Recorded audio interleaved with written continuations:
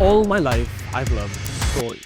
All kinds of stories. Movies, shows, books, and games. I was just obsessed with them. And because of that, I took a bunch of hobbies that let me tell stories. Like my first guitar that I got at 11 years old, which led me to making my first ever songs. Then I got my first computer and I started making videos to post on the internet. Everything we see around us is a story. Every billboard, every ad, heck, every product tells a story. And it's all because as humans, we're wired to be entertained by this. I have a goal. I want to learn how I can tell the best possible stories. How can I make them interesting to you, the viewer? How can I make them worth your time?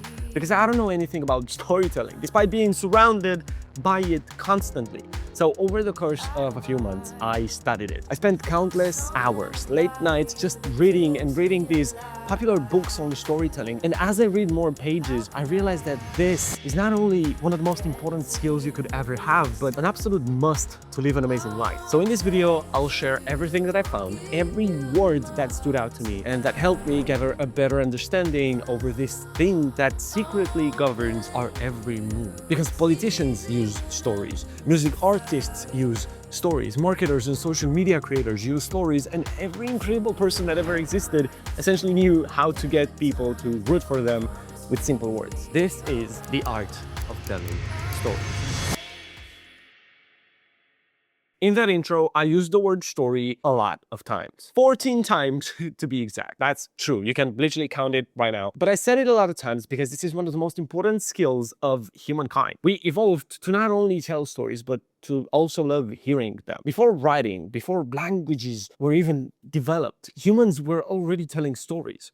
They went deep into caves in complete darkness with nothing but animal fat lamps flickering on the walls. And they painted horses running, bison charging, hunters chasing prey. This was the first version of a movie, a story passed down to the next generation. This was 17,000 years ago. But there's a reason to all of this, and the first is evolutionary. Our core survival is based on the idea that your cells send information to the next generation of cells about what they learned, what worked, and all of that. Like, your body is super smart and it's built on this idea. So for thousands of years, storytelling has been used as a tool to stop time in its tracks and show the world that you've been there, a tool to keep us from repeating mistakes and sharing information with the world.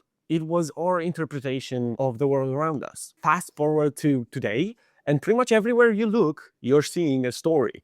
Whether that's an old building with a cool architecture or a billboard with an ad for Pepsi, everything tells a story. At the core of our society, it's what drives us and what inspires us. But I'm getting a bit ahead of myself. So this tool was used for evolution and for survival, because now your people were capable of sharing all of their experiences. If somebody ate the wrong kind of berries and they told their people, then only one person had to make that mistake, not everybody. So that entire group of prehistoric people, they became stronger. A few thousands of years go by and we get smarter. So we eventually learn to use the things around us to better communicate. And one really smart Chinese guy eventually creates what we call paper. And this was really popular. Everybody started writing on it, every one of their experiences, every moment in their lives, and they did something crazy. They started to share them with one another. So now, instead of having small groups that shared information, we had pretty much the entire world sharing and copying things on this new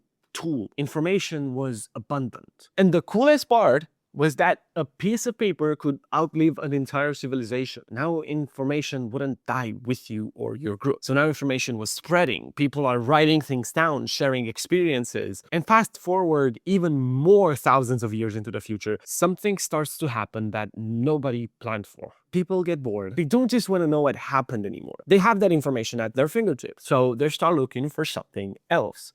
They start to imagine.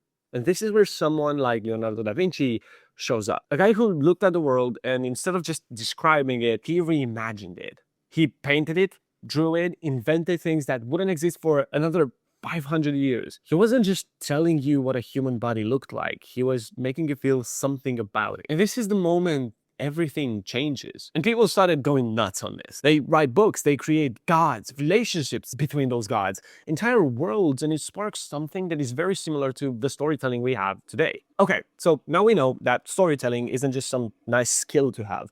It's literally in our DNA. But knowing that doesn't make you a better storyteller. And that's the point of this video. How can we tell better stories? I read about 9 books on this, and here's the big juicy secret that everyone is looking for. The thing that makes stories so interesting is conflict. Conflict has existed for longer than we can imagine. Stars exploding, planets crashing into one another. In fact, the moon, that's a chunk of Earth that broke off after a massive collision 4.5 billion years ago.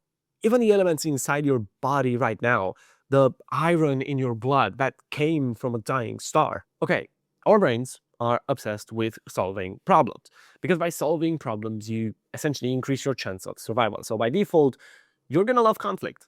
Think about it. Every time you see an unsolved problem, your brain cannot let it go. It's like an itch you have to scratch. Psychologists call this the Zeigarnik effect. Your brain remembers unfinished things far better than finished ones. It literally haunts you until there's a resolution. That's why cliffhangers work. That's why you watch just one more episode at 2 a.m. even though you have work tomorrow. Your brain opened the loop and it refuses to sleep until that loop is closed. And conflict is just that, a loop. The hero needs something. Will they get it? Loop opened. You physically cannot relax until you find out. But even deeper than that, conflict in a story is safe danger. For thousands of years, humans that paid attention to threats survived.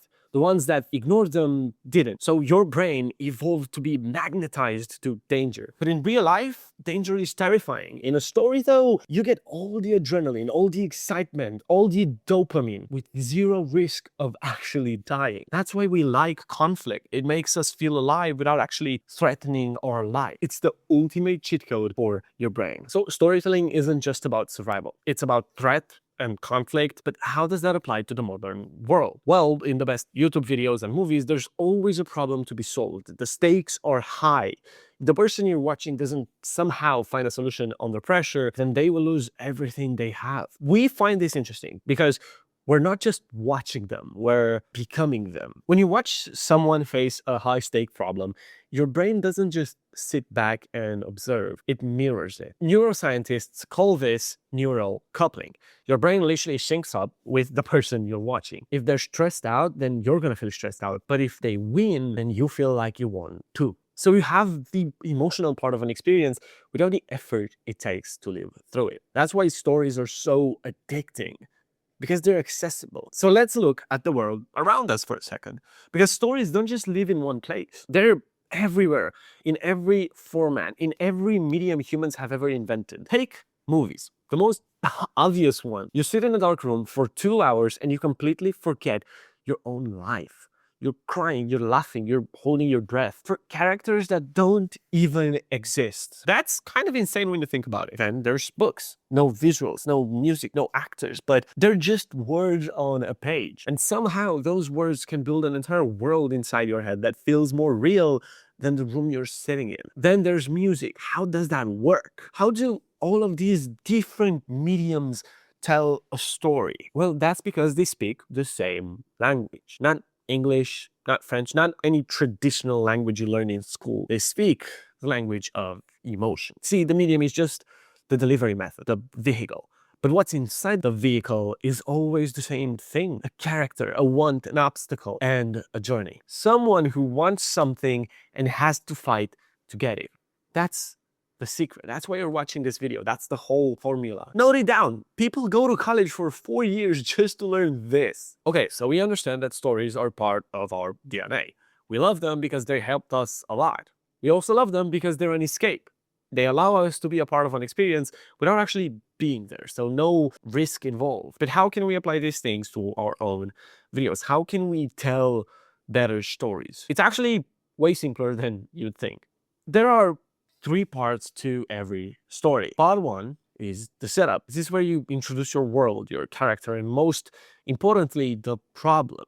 Think of it like this. Before anything exciting can happen, the audience needs to care. And they can only care if they understand what's at stake. In movies, they call this the ordinary world. Everything is normal until suddenly it isn't. In your videos, this is your hook, the first 30 seconds, the moment where you tell the viewer, here's what this is about, And here's why you should even care. Your one job is to make someone care. That's it. Nothing else matters until that happens. And the way you make someone care is by giving them a character with a problem that feels real. In a movie, they spend sometimes 20 to 30 minutes on this. They show you who this person is and what their life looks like, what they want, and what's standing in the way. But you're a YouTuber, so you have about 30 seconds before someone clicks off. So you need to be really fast. The best YouTube hooks do three things almost instantly. They show you a character, they show you a problem, and they make you feel like the answer is worth sticking around for. So you have to be relatable.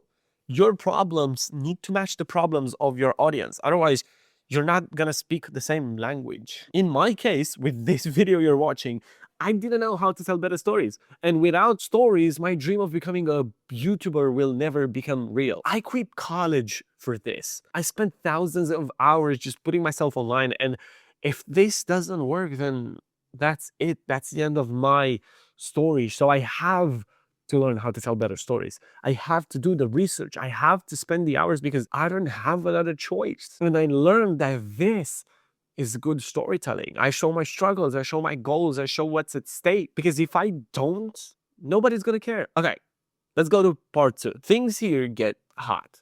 This part is the struggle. I learned that I skipped this part. I just didn't show how hard it was for me to get over my own problem. And I thought nobody cared, but this is actually the most important part. Without this, entire part 1 fails. This entire story fails. And it's not just me. A lot of people do this too. They go from problem to solution like nothing happened in between. Like it was easy. Like they just figured it out, like everything was fine. And the viewer feels that. They feel the fakeness and they just don't bother watching. Because real life doesn't work like that. Real problems are messy. Real journeys have turns and dead ends and moments when you generally don't know what you're doing. And when you show that, when you actually let the camera see you not have it all figured out, something shifts. The viewer stops watching you and they start watching with you. There's a rule in storytelling that all good writers live by. Things have to get worse before they get better. Not a little worse, significantly worse. There needs to be a moment in your video where the problem feels so completely unsolvable, where every door is closed, where you or the subject you're covering seems genuinely stuck with no way out. Whatever that moment is for you, don't edit it out. That's your most valuable footage. Because here's what that moment does to your viewer neurologically. Remember the Zeigarnik effect? The loop that the brain refuses to close? The dark moment is where the loop feels impossible to close. And an impossible loop is the most addicting thing a human brain can experience. They need to see how you get out. Which brings us to part 3, the resolution. You made it. And so did the viewer. Because remember, the viewer has been on this journey with you. Every struggle was their struggle. Every wrong turn was their wrong turn. So this moment, the resolution doesn't just belong to you, it belongs to them too. But here's the biggest mistake I made here. I treated it like an answer. Like the whole point of the video was to deliver information. And now that the information is delivered, the job is done. And the viewer closes the tab feeling fine, just fine. Not moved, not changed, not compelled to share it or come back to it, just fine. And fine is the enemy of great storytelling. Because part 3 is not about just the answer, it's about the transformation. Think about the best movie endings you have ever seen. It's never really about whether the hero wins or loses. It's about who they end up becoming. Who are you now that you've been through this? The greatest endings don't just close the story, they open something new in the viewer, a new way of seeing something. That's the moment someone subscribes. That's the moment you know you wrote a good story. It took me a little over a month to get to this point, and now that I did, I feel way more confident in my stories, and I feel like I can actually showcase my world better. Now I'm still learning, so there's no telling if I'll become way better at writing stories or way worse. But I now understand where stories come from, why we love them, and hopefully how to make good ones. If you like this video, then consider subscribing because I'm posting twice a week and I'm trying to show my real journey as a content creator. If you want to talk to me about really anything, you can just leave me a comment. And if you want to see more, I also post daily on Instagram over at Rob on Film. So be sure to follow me there too. Anyway, that's it for this video. I hope it really sparked something in you. And if it was helpful, please let me know because it'll make my day. Thank you for watching and see you in the next one.